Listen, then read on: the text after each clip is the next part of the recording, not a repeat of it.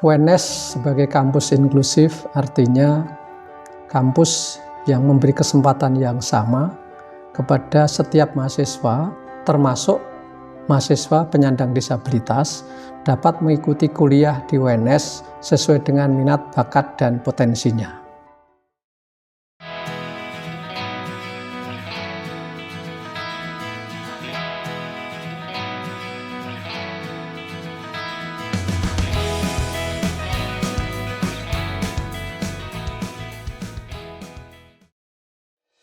Kampus inklusi merupakan kampus yang menjunjung tinggi dan menerapkan prinsip education for all, di mana instansi pendidikan memberikan akses kepada penyandang disabilitas dan non-disabilitas untuk menjadi mahasiswa dan belajar bersama di perguruan tinggi.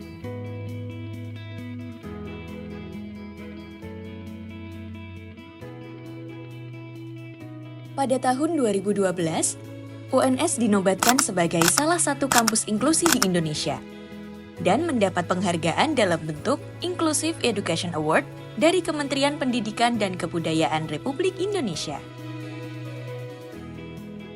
Hal ini dibuktikan dengan adanya penerapan ciri-ciri kampus inklusi seperti tempat khusus disabilitas, guiding block, ramp, parkir khusus, lift khusus, dan terdapat buku braille yang telah disediakan di perpustakaan.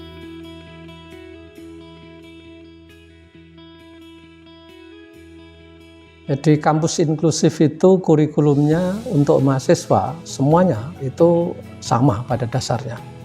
Yang berbeda nanti dalam implementasi di lapangan. Dalam pembelajaran kita mengenal ada 4 model ya, penyesuaian bagi mahasiswa penyandang disabilitas. Satu adalah tentang apa yang kita kenal dengan istilah duplikasi, artinya materinya sama, gitu ya. Duplikat itu artinya sama. Yang kedua kita menggunakan penyesuaian dengan istilah modifikasi. Modifikasi itu artinya pada materi-materi tertentu yang tidak bisa diikuti oleh anak-anak mahasiswa disabilitas, itu bisa dimodifikasi sedemikian rupa agar mereka bisa mengikuti dengan baik. Yang ketiga itu adalah substitusi.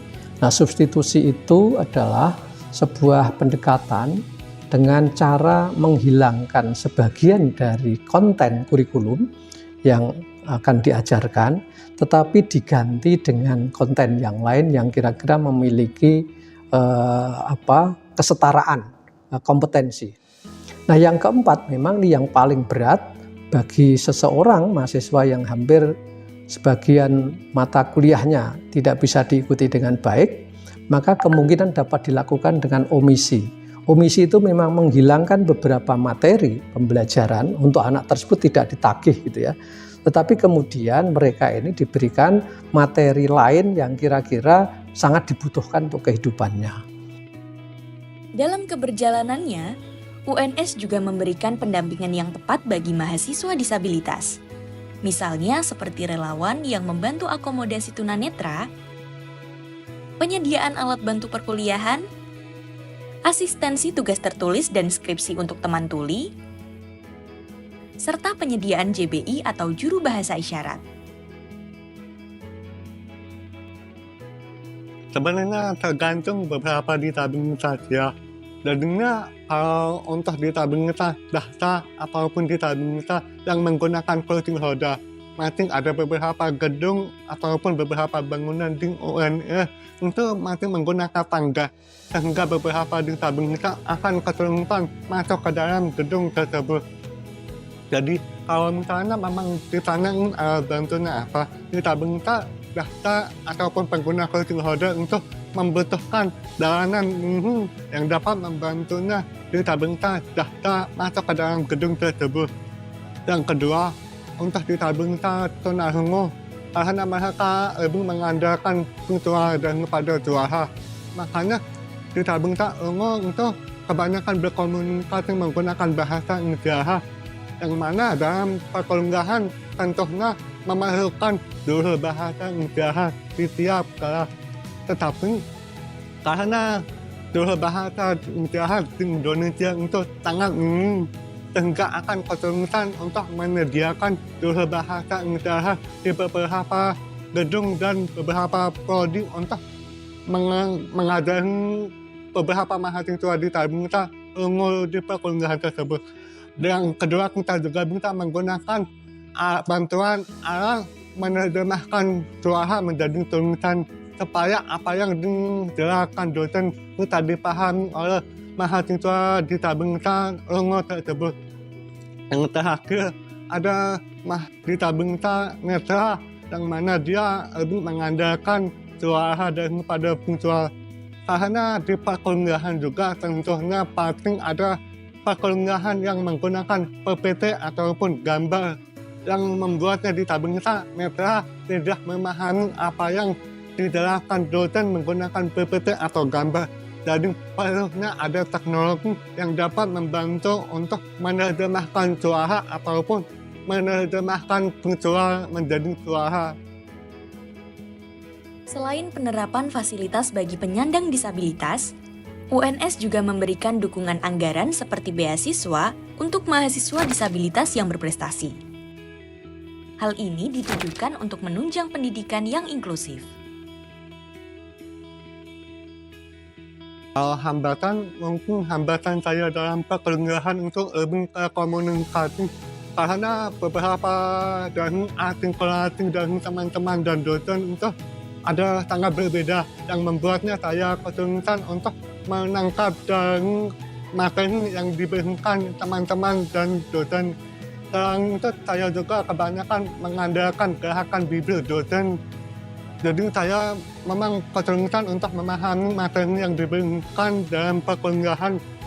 Tetapi walaupun saya ada hambatan dalam komunikasi untuk mengikuti perkuliahan serta pendengaran untuk menangkap materi yang diberikan, dosen dan teman-teman juga mau menerima dan membantu saya apa adanya.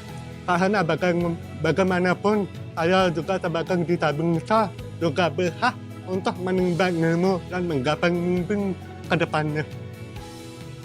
Tentunya, banyak hambatan yang telah dilalui untuk menjadikan UNS sebagai kampus inklusi.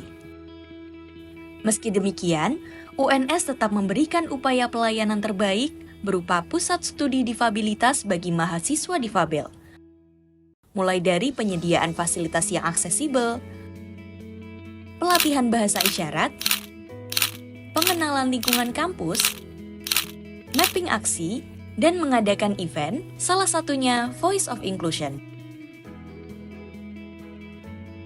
Pusat Studi Difabilitas LPPM UNS memiliki peran terutama dalam penguatan kelembagaan, karena pusat studi ini fokus kajiannya adalah pada bidang penelitian, pengabdian, pelatihan-pelatihan, penulisan buku, artikel, pengelolaan jurnal internasional, seminar-seminar nasional dan internasional, dan lain-lain untuk mendukung indikator kinerja utama dari Pusat Studi Difabilitas LPPM UNS.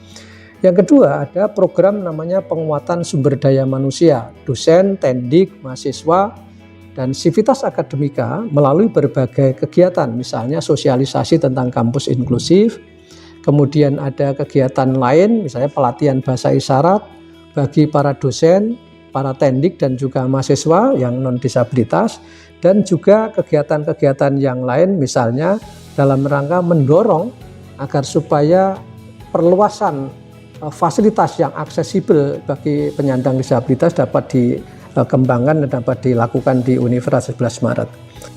Dengan adanya pendidikan inklusi pada perguruan tinggi ini, dapat membuka peluang bagi mahasiswa difabel untuk belajar bersama seperti mahasiswa umum lainnya, dan mendapatkan kesempatan yang sama dalam meraih prestasi.